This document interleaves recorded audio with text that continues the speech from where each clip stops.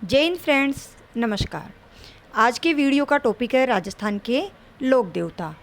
हम कला और संस्कृति पढ़ रहे हैं और एक के बाद एक टॉपिक कंप्लीट करते जा रहे हैं। सभी टॉपिक के जो प्रश्न बन रहे हैं उन्हें आप देखते जाइए, याद करते जाइए।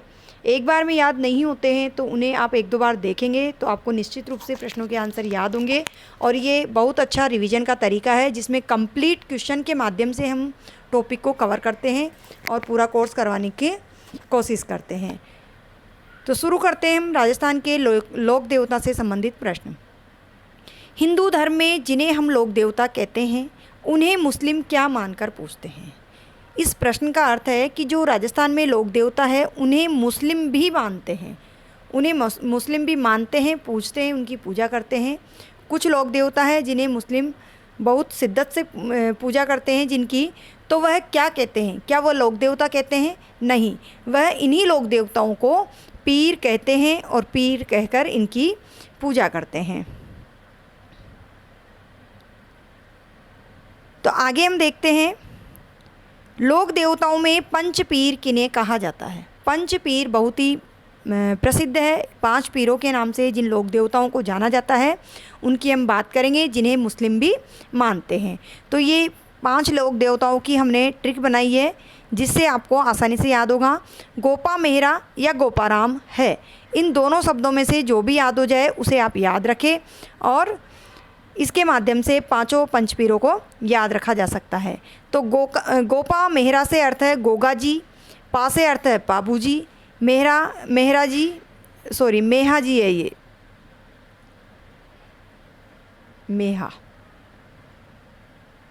मेहरा यहाँ शब्द लिया गया है। तो मेहरा तो ट्रिक के लिए लिया गया है, लेकिन यहाँ जो मे से बनता है वो मेहा जी है। इसके बाद हड़बू जी और रामदेव जी। तो इस प्रकार से ये 5 पंचपीर हम ट्रिक के माध्यम से याद रख सकते हैं। और 2 ट्रिक दी हुई है, आपको जो भी याद हो उसे याद रख लें। कौन से लोक देवता की पत्नी उनके साथ सती नहीं हुई? जो लोक देवता है वो वीर थे, चमत्कारी थे, तो उनकी पत्नियां उनके साथ सती हुई थी, लेकिन उनमें से ही कोई एक लोक देवता थे जिनकी पत्नी सती नहीं हुई थी। तो हड़बू जी की पत्नी सती नहीं हुई थी क्योंकि हड़बू जी की मृत्यु यानी हड़बू जी ने समाधि ली थी और अन्य सभी जो लोक देवता थे वह लड़ते हुए वीरगति को प्राप्त हुए थे। और जो लड़ते हुए वीरगति को प्राप्त होते हैं उनकी पत्नियां उनकी चिता के साथ जलकर सती हो जाती है। लोक देवता गोगा जी को जहार पीर की संज्ञा किसने दी? तो लोक देवता गोगा जी को जहार पीर की संज्ञा दी थी, गोगा जी को मोहम्मद गजनवी ने जहार पीर की संज्ञा दी थी। गोगा जी का मोहम्मद गजनवी से युद्ध हुआ था और गोगा जी ने बहुत ही शौर्यपूर्ण युद्ध किया। गर्दन कट जाने के बाद भी इन्होंने अपने चारों हाथ पैरों से बहुत गजब का युद्ध किया और जीत हासिल की। तब मोहम्मद गजनवी ने कहा था, इनके रणकौशल से प्रभावित होकर कहा था,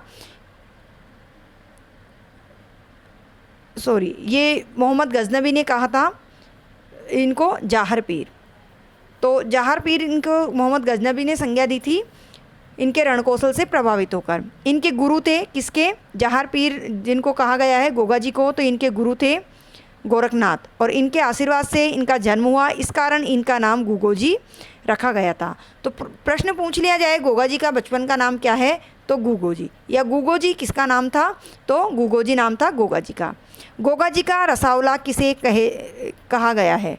गोगा जी का रसावला किसे कहा है? कवि मेह को। जो कवि मेह थे उन्हें गोगा जी का रसावला कहा गया है। गोगा जी की ओल्डी किसे कहा जाता है? तो गोगा जी की ओल्डी क्या है? गोगा जी की ओल्डी झोपड़ी नुमा मंदिर, यानी जो इनका मंदिर है ऊपर से झोपड़ी नुमा है, तो इसे गोगा जी की ओल्डी कहा जाता है। यह मंदिर जालोर ज़िले के सांचौर तहसील में है और सांचौर ज़िले की जो सांचौर तहसील है उसमें किलोरियों की ढाणी नामक जगह है, वहाँ पर गोगा जी का मंदिर है जिसे गोगा जी की ओल्डी कहा जाता है। गोगा जी का मंदिर हिंदू एवं मुस्लिम शैली में किसने बनवाया? सबसे पहली बात हमें ये ध्यान रखनी है, जो गोगा जी का मंदिर है वो हिंदू और मुस्लिम दोनों शैलियों में बना हुआ है और दोनों ही इसकी पूजा करते हैं। तो हिंदू शैली में महाराजा गंगा सिंह जी ने बनवाया था, जबकि मुस्लिम शैली में फिरोज शाह तुगलक ने इस मंदिर को बनवाया था।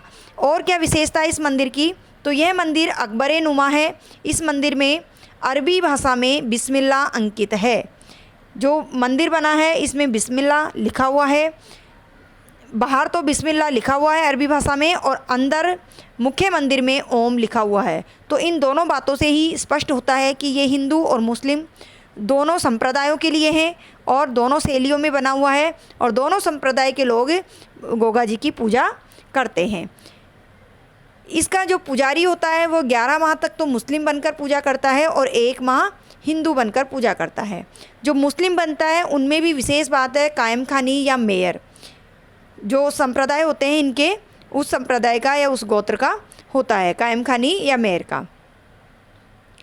36 रोगों के निवारण देव किसे माना गया है? 36 रोगों के निवारण देव मैहा जी को माना गया है।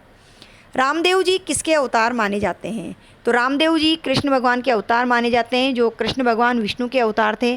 तो अगर ऑप्शन में कृष्ण नहीं आकर विष्णु आता है तो हमें विष्णु भी सही करना है।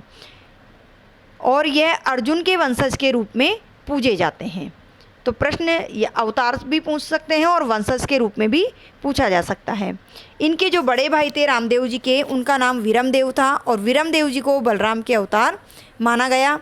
पाबू जी है उनको लक्ष्मण के अवतार माना गया और देवनारायण जी को भी विष्णु के अवतार माना गया। तो साथ ही साथ हमने जो अन्य देवता जिन अवतारों के रूप में यहाँ प्रकट हुए, जन्म लिया, उनको भी हमने एक ही प्रश्न में डाल दिया है। तो यही हमारे वीडियो की खासियत है कि एक प्रश्न में ज़्यादा से ज़्यादा तथ्य देखने को मिलेंगे, ज़्यादा से ज़्यादा जानकारी प्राप्त होगी, ताकि आपको वीडियो भी लंबा नहीं हो और प्रश्नों की संख्या ज़्यादा नहीं होगी, कम प्रश्नों में ही ज़्यादा से ज़्यादा जानकारी प्राप्त होगी। अन्य विषयों के भी हमने वीडियो बनाए हैं। ज्योग्राफी का कोर्स कंप्लीट कर लिया है, साइकोलॉजी के भी वीडियो है, हिंदी व्याकरण भी है कंप्लीट। तो अन्य विषय के वीडियो देखने के लिए आप प्लेलिस्ट पर जा सकते हैं, प्लेलिस्ट देख सकते हैं। डिस्क्रिप्शन बॉक्स में हमने प्लेलिस्ट का लिंक दे दिया है। किस लोक देवता की पूजा स्थली किस स्थान पर है? तो देखो यहाँ भी हमने सभी लोक देवताओं के जन्म और इनकी पूजा स्थली को एक ही प्रश्न में रखा है। तो इन्हें आप ध्यान से देखें, और एक साथ रखने से हमें याद भी आसानी से होता है और जल्दी होता है। थोड़ा सा यही है कि एक बार में नहीं होता, तो हमें इन्हें एक बार 2 बार पढ़कर देख सकते हैं, जिससे इनमें अंतर पता चल जाए कि किसका जन्म स्थान कहाँ है, किसकी पूजा स्थली कहाँ है। तो एक साथ रखने का यही फ़ायदा है कि याद जल्दी होता है। तो रामदेव जी की बात करें तो लोक देवता रामदेव जी का जन्म हुआ उंडू कश्मीर बाड़मेर में, और इनका पूजा स्थल है रूणेचा जैसलमेर। तो जन्म तो हुआ बाड़मेर ज़िले में, जबकि पूजा स्थल है जैसलमेर। स्थान का नाम आए तो उंडू कश्मीर जन्म स्थान है और रूणेचा जैसलमेर इनका पूजा स्थल है। प्रमुख मंदिर है, पूछते तो राजस्थान में कई जगह है, कई जगह इनके मंदिर है, लेकिन जहाँ प्रमुख मंदिर या प्रमुख पूजा स्थल होते हैं वहाँ का ही नाम पूछा जाता है। दूसरे लोक देवता हैं गोगा जी। गोगा जी का जन्म स्थान है ददरेवा चूरू में। ददरेवा चूरू में इनका जन्म हुआ, जबकि इनकी पूजा गोगामेड़ी और नौर हनुमानगढ़ में होती है। तो ये हनुमानगढ़ की बात की जा रही है, गोगामेड़ी चूरू में। पाबू जी का जन्म स्थान कोलूमंड है, जबकि इनकी पूजा स्थली जोधपुर में है।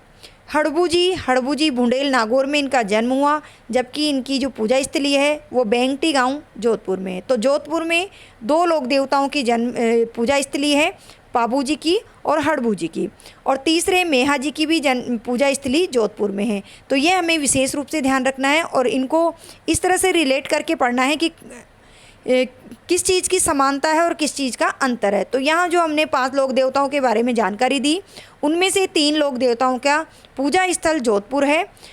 तो याद रखें, बापू जी, हड़बू जी और मेहा जी, इन तीनों का पूजा स्थल जोधपुर है। और रामदेव जी और गोगा जी का जो पूजा स्थल है वो जैसलमेर हनुमानगढ़ में है। आगे प्रश्न देखते हैं। एकमात्र वह लोक देवता जो कवि भी थे।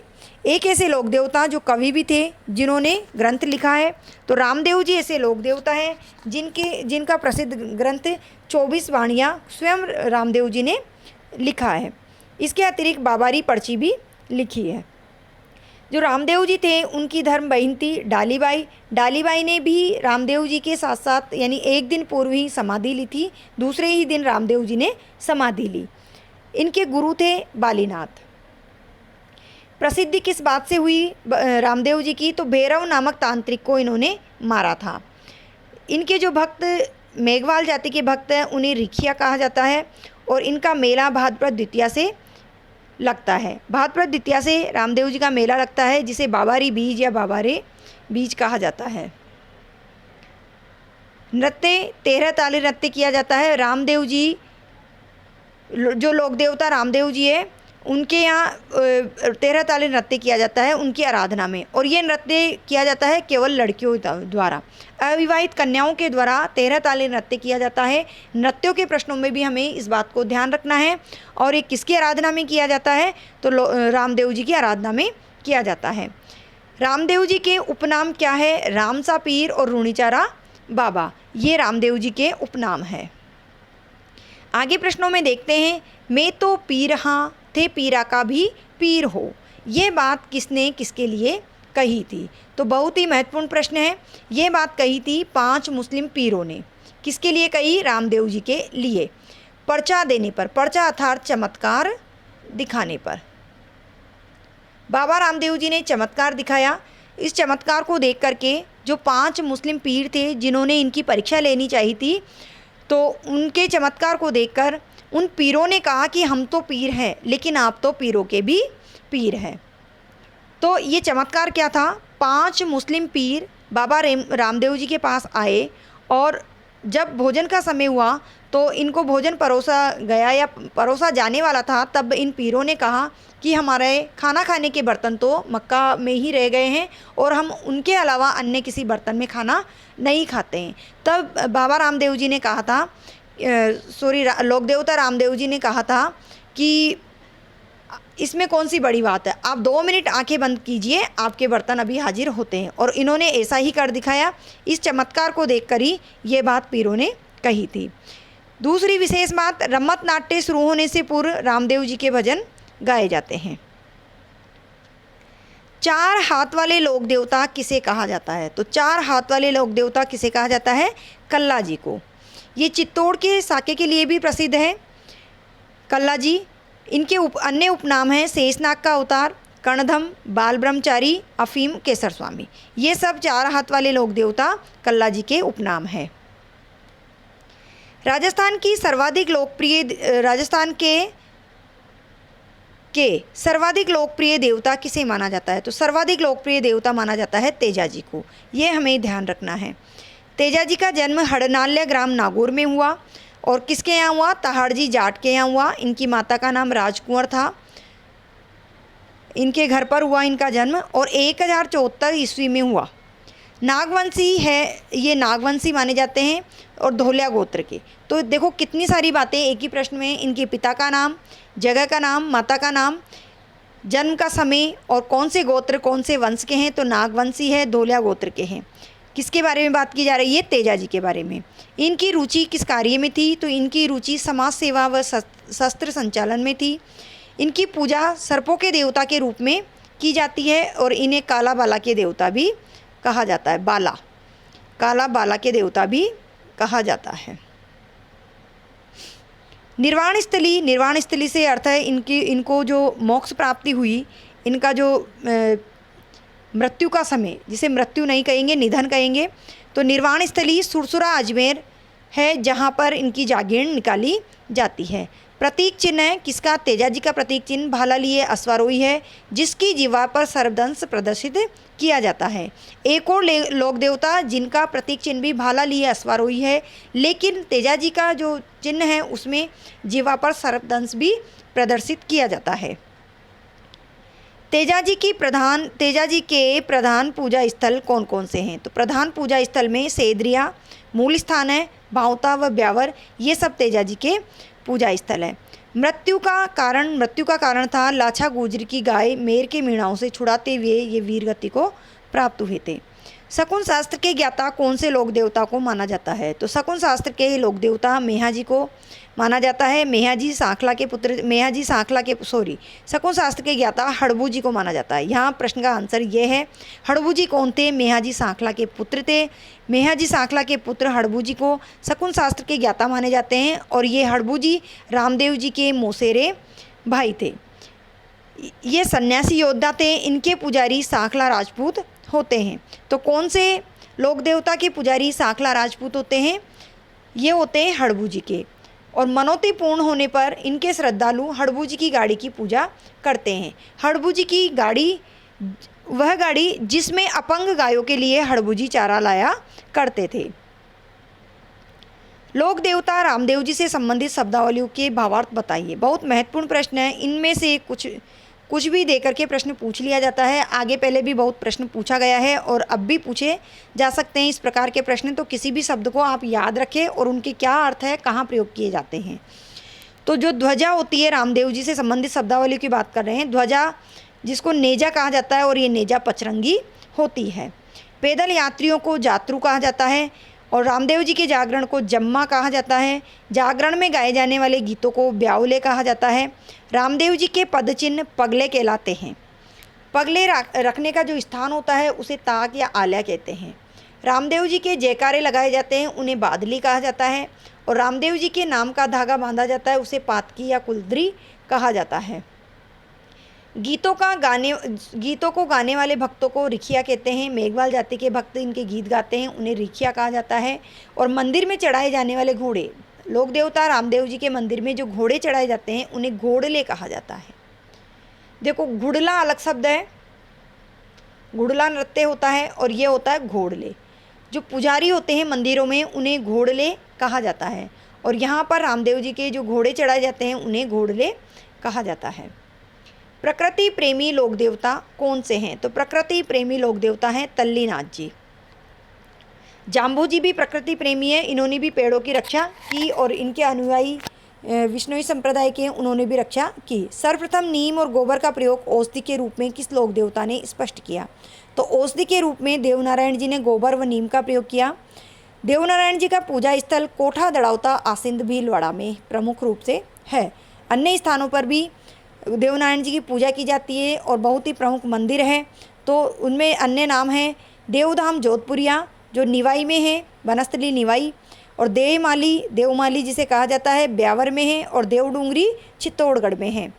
मारवाड़ में सर्वप्रथम सांडे को लाने का श्रेय किसको दिया जाता है? तो सांडे लाने का श्रेय दिया जाता है पाबू जी को।